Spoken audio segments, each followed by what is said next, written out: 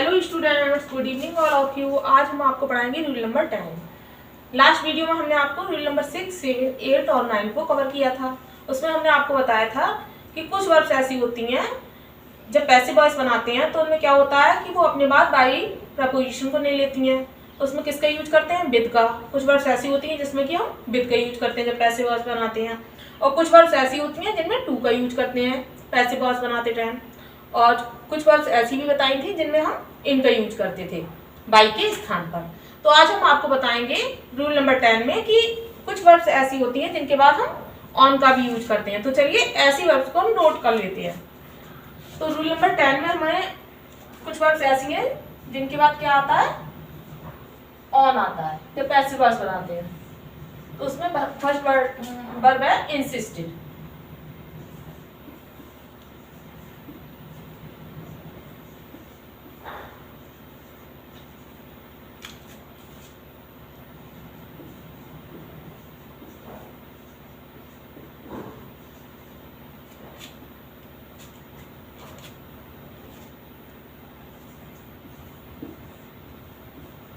Dependent,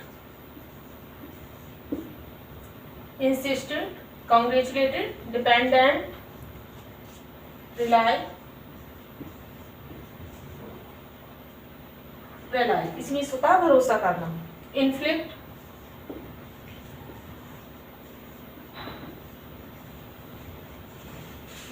gauge।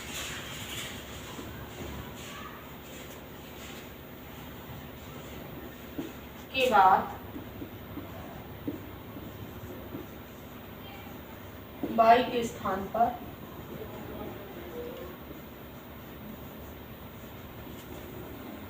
On का प्रयोग करते हैं।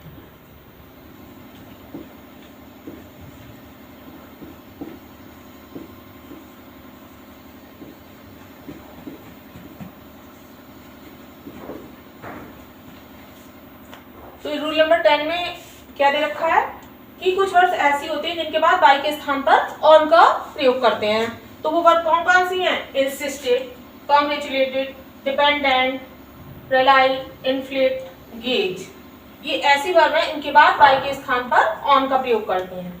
तो चलिए हम एक एग्जाम्पल से समझ लेते हैं, उससे आपको अच्छे से समझ में आ जाएगा। तो एक एग्जाम्पल है he insist me.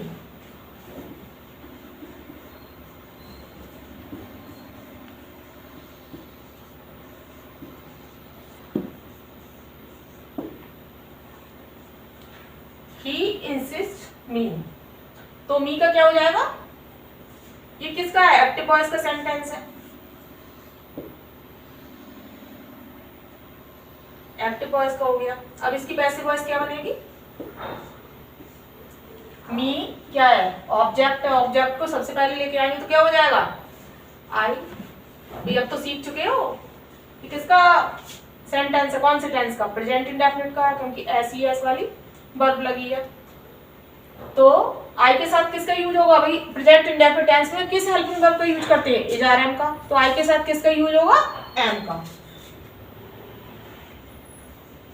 I am insisted.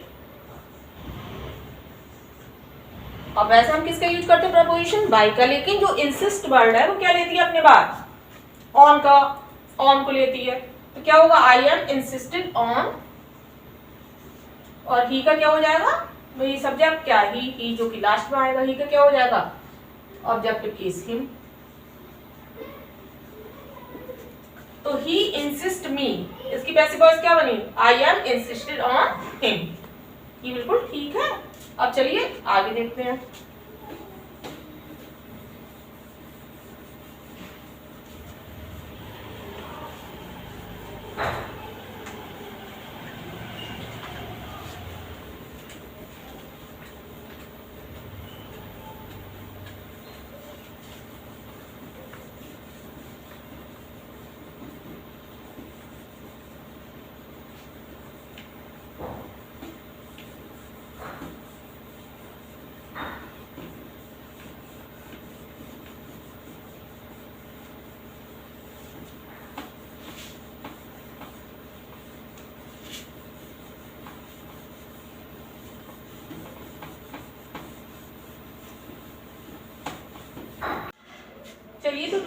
11 देखते हैं।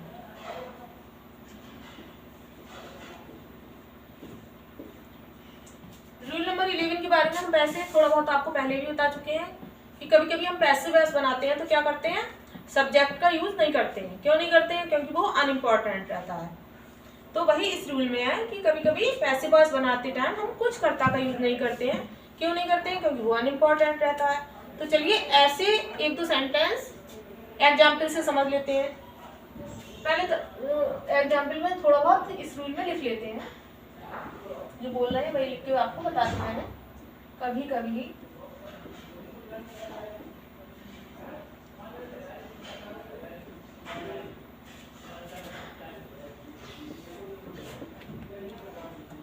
पैसिव वॉइस में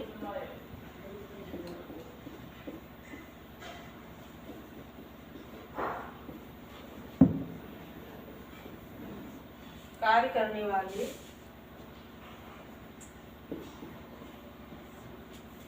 कर्ता का प्रयोग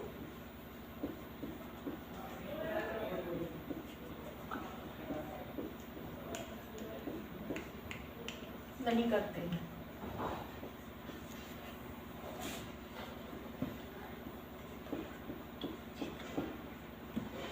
क्योंकि वह अनइम्पॉर्टेंट रहता है, क्योंकि वह महत्वपूर्ण नहीं रहता है।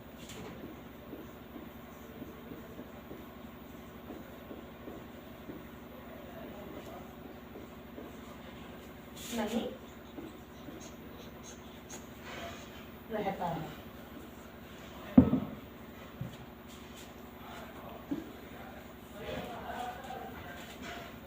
नहीं रहता है।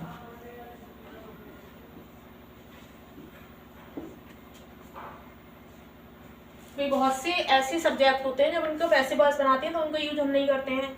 तो उसमें बहुत से, चलिए आपको मौखिक बता दे रहे हैं कि जैसे कि एवरीबॉडी है, एवरीवन है, समबडी है, समवन है, नोबडी, नोवन, एनीबडी, एनीवन। ये ऐसे सब्जेक्ट हैं जब हमको पैसिव वॉइस बनाते हैं इनसे तो क्या होता है, इनका यूज हम पैसिव वॉइस बनाते टाइम नहीं करते हैं ऑब्जेक्ट के रूप में। और यही यदि एवरीबडी है, समबडी, नोबडी और एनीवन, नोवन, ये सब ऑब्जेक्ट के रूप में आ जाए कभी कभी एक्टिव वॉइस के सेंटेंस में, जब सब्जेक्ट के रूप में आ जाए तो पैसिव वॉइस बनाते टाइम इनका यूज नहीं करते हैं। जब एक्टिव वॉइस के सेंटेंस में ये सब्जेक्ट के रूप में आ जाए तो क्या करेंगे, पैसिव वॉइस बनाते टाइम इनका यूज नहीं करते हैं। और यही जो एवरीबडी, समबडी है, इनका यूज हम ऑब्जेक्ट के रूप में करें, एक्टिव वॉइस में ये ऑब्जेक्ट के रूप में आ जाए तो इनका यूज हो जाता है। तो चलिए पहले हमने क्या पढ़ाया था कि जो एवरीबडी, नन या अनइम्पॉर्टेंट जो भी सब्जेक्ट है उनका यूज जब एक्टिव वॉइस में सब्जेक्ट के रूप में होता है तो पैसिव वॉइस में इनका यूज हम नहीं करते हैं। तो चलिए कुछ एग्जांपल देखते हैं। फर्स्ट एग्जांपल है हमारा एक्टिव वॉइस का, ये सेंटेंस है ये।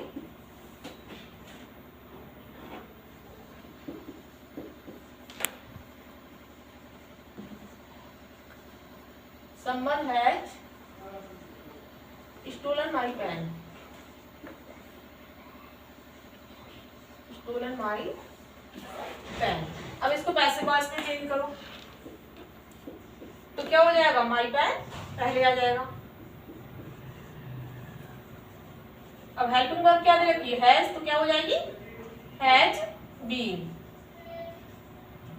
my pen has been, अब वर्ब क्या है, स्टोलन, तो स्टोलन थर्ड फॉर्म है, इसको ऐसे कैसे लिख देंगे, my pen has been stolen. चलिए एक एग्जांपल और देखते हैं। Someone has stolen my pen, तो क्या हो गया, my pen has been stolen. एक एग्जांपल और देख लेते हैं जिससे कि आपको अच्छे से समझ में आ जाए।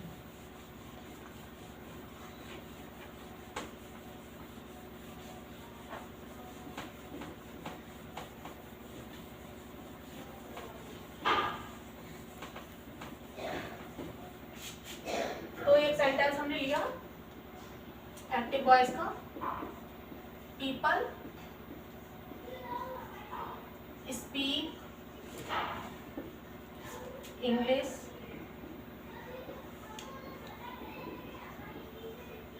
All over the world.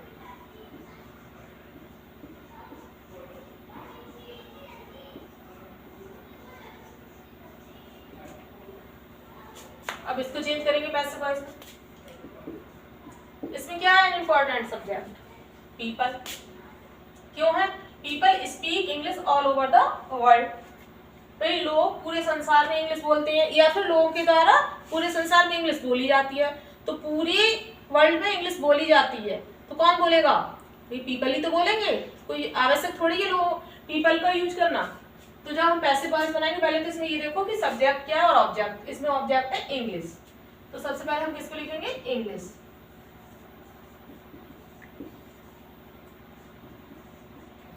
Helping verb क्या आएगी? Is are am. क्यों आएगी? क्योंकि ये फर्स्ट फॉर्म का यूज हुआ है, प्रेजेंट इंडेफिनिट टेंस का सेंटेंस है, तो हमने हेल्पिंग वर्ब इज लगाई। इंग्लिश इज, स्पीक की थर्ड फॉर्म आएगी spoken.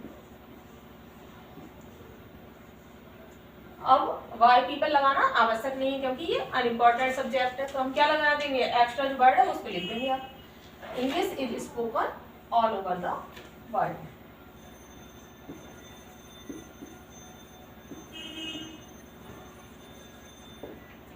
People speak English all over the world, इसका क्या हो गया? English is spoken all over the world. अब चलिए हम नेक्स्ट रूल देखते हैं।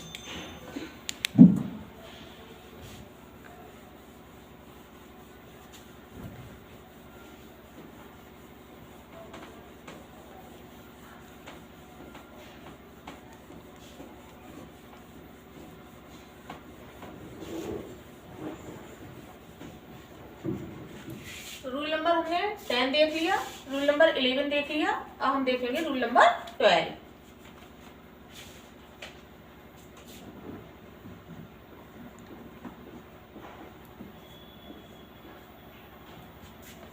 रूल नंबर 12 के बारे में हम आपको बताते हैं कि जिन सेंटेंस में दो ऑब्जेक्ट रहते हैं, ऐसे एक्टिव वॉइस के सेंटेंस जिनमें दो ऑब्जेक्ट हैं, तो उनको हम कैसे पैसिव वॉइस में चेंज करेंगे या कौन से ऑब्जेक्ट से चेंज करेंगे, तो उसको हम देख लेते हैं। जिन वर्ब्स के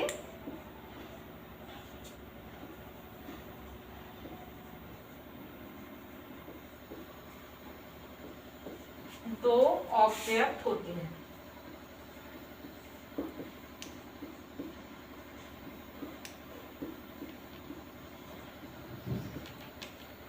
चलिए एग्जाम्पल से देखते हैं। जैसे फर्स्ट एग्जाम्पल है हमारा, एक सेंटेंस लेते हैं एक्टिव वॉइस का। He gave me a rupee.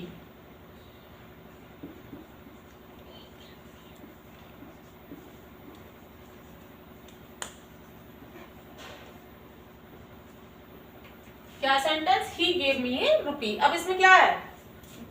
दो ऑब्जेक्ट है, एक तो मी है और एक रुपी। तो हम दोनों ही ऑब्जेक्ट से पैसिव वॉइस बना सकते हैं। यदि हम एक ऑब्जेक्ट को लेते हैं तो दूसरा ऑब्जेक्ट अपने स्थान पर जहां है वही रहेगा। जैसे कि मान लो हमने ए रुपी से बनाया तो मी क्या रहेगा? मी यहीं पर रहेगा। अगर मान लो हम मी से बनाते हैं तो क्या होगा? ए रुपी ऑब्जेक्ट के स्थान पर रहेगा। तो मी को हम क्या करेंगे? मी को हम सब्जेक्ट की जगह ले आएंगे। चलिए दोनों से बना के आपको दिखाएंगे। सबसे पहले हमने क्या किया? मी को सबसे पहले लेके आया, क्या हो गया? आई। सेकंड फॉर्म का यूज हुआ है तो क्या आएगा? Helping verb was. I was. Gave की थर्ड फॉर्म क्या हो जाएगी? गिविंग। अब ये जो ए रुपी है वो अपनी ऑब्जेक्ट की जगह रहेगा। आई वाज गिवन ए रुपी।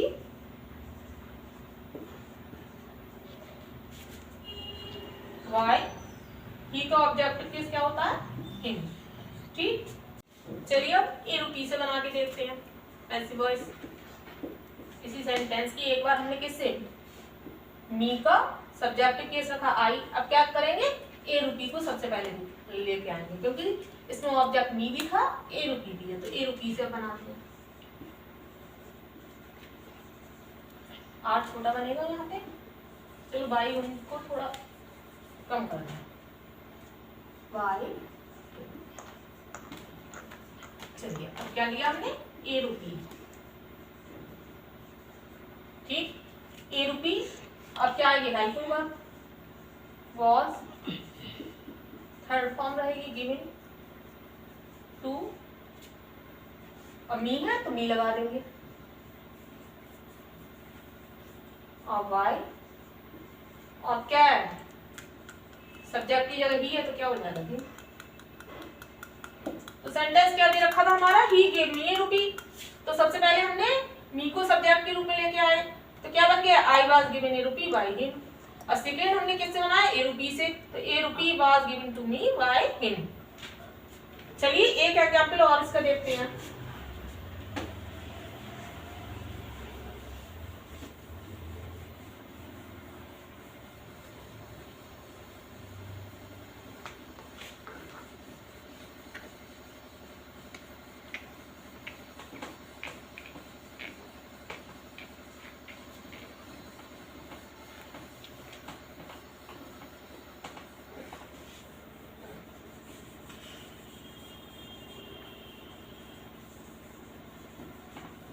चलिए एक एग्जाम्पल और लेते हैं हम एक्टिव वॉइस का। द टीचर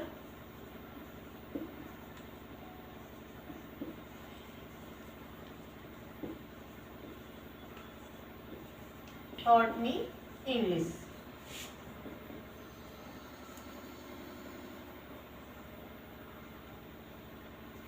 ठीक, the teacher taught me English. अब इसको हम पैसिव वॉइस में चेंज करते हैं तो क्या हो जाएगा, इसमें भी ऑब्जेक्ट क्या है, मी है और इंग्लिश है। तो सबसे पहले इसमें भी हम क्या करेंगे, मी का सब्जेक्टिव केस मी से बनाएंगे। तो पहले मी को सब्जेक्ट के रूप में लेके आएंगे, आई के साथ हेल्पिंग वर्ब क्या आती है, वॉज, क्योंकि सेकेंड फॉर्म का यूज हुआ है, पास्ट इंडेफिनिट का है, तो क्या आएगा, वॉज। टॉट तो सेकेंड थर्ड दोनों फॉर्म एक जैसी रहती हैं, तो आई वाज टॉट। अब क्या पढ़ाई रहती है, इंग्लिश, वाई किसके द्वारा, द टीचर। ठीक, द टीचर। अब किससे बनाएंगे, इंग्लिश से बनाते हैं इसी को। ये भी ठीक है, इससे भी आप बना सकते हो और इंग्लिश से भी आप पैसिव वॉइस बना सकते हो। ये सेकंड जो ऑब्जेक्ट है इंग्लिश, उससे भी बना सकते हो। जब फर्स्ट ऑब्जेक्ट से बनाते हैं तो सेकंड वाला ऑब्जेक्ट जहां वहीं रहेगा, और जब सेकंड ऑब्जेक्ट से बनाते हैं तो फर्स्ट वाला ऑब्जेक्ट अपने ऑब्जेक्ट के स्थान पे वहीं पे रहेगा। तो हमने इंग्लिश से बनाना शुरू किया, तो इंग्लिश के साथ भी क्या आएगी, helping verb, was, taught, third form लिख दी, टॉट। अब क्या, मी, तो टॉट टू मी वाई किसके द्वारा पढ़ाई जा रही है, इंग्लिश, टीचर के द्वारा, तो द टीचर लास्ट में आ जाएगा, बाय द टीचर। ठीक है, आप ये सेंटेंस आपको समझ में आ गए होंगे कि हम दोनों तरह से, जब दो ऑब्जेक्ट होते हैं तो हम दोनों ही तरह से दो सेंटेंसों को बना सकते हैं। एग्जाम में आप किसी भी एक ऑब्जेक्ट को लेके पैसिव वॉइस बना सकते हो।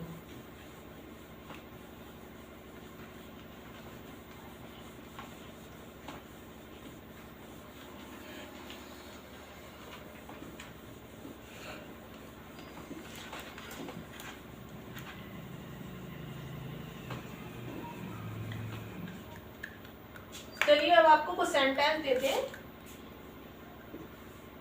उनको आपको बनाना है। Someone is calling you,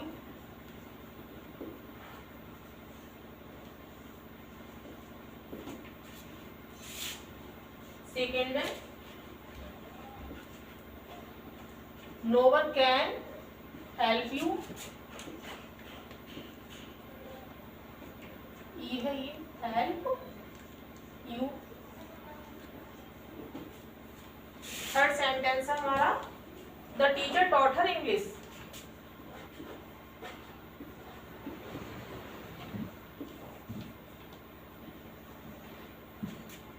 the teacher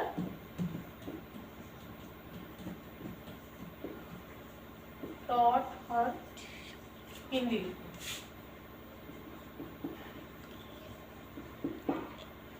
fourth sentence है, the children told me the truth,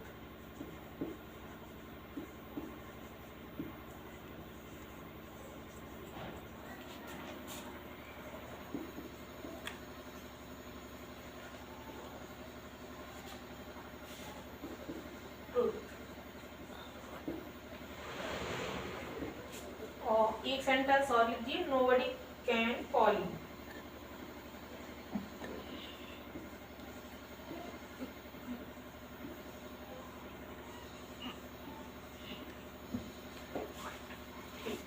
ये 5 सेंटेंस है। फर्स्ट सेंटेंस क्या था, someone is calling you. Second है no one can help you. Third है the teacher taught her Hindi. Fourth the children told me the truth. और 5 sentence दे रखा है नोबडी कैन कॉल यू। ये सेंटेंस आपको बनाने हैं। इसमें 2 सेंटेंस दे रखते हैं, एक शुरू हो रहा है नोबडी से और एक हो रहा है नो वन से। तो इसमें आप क्योंकि ये अनइम्पॉर्टेंट है, ये दोनों क्या है, सब्जेक्ट अनइम्पॉर्टेंट है, तो पैसिव वॉइस बनाते टाइम इनका यूज नहीं करेंगे। लेकिन ये नेगेटिव भाव दर्शा रहे हैं, तो इसमें क्या होगा, कैन के बाद क्या लगेगा, नेगेटिव वर्ड लग जाएगा। तो ये जो सेंटेंस 5 दे रखे हैं उन सबको आपको बनाना है। आज का वीडियो यहीं समाप्त करते हैं, कल मिलेंगे नेक्स्ट वीडियो के साथ। Thank you.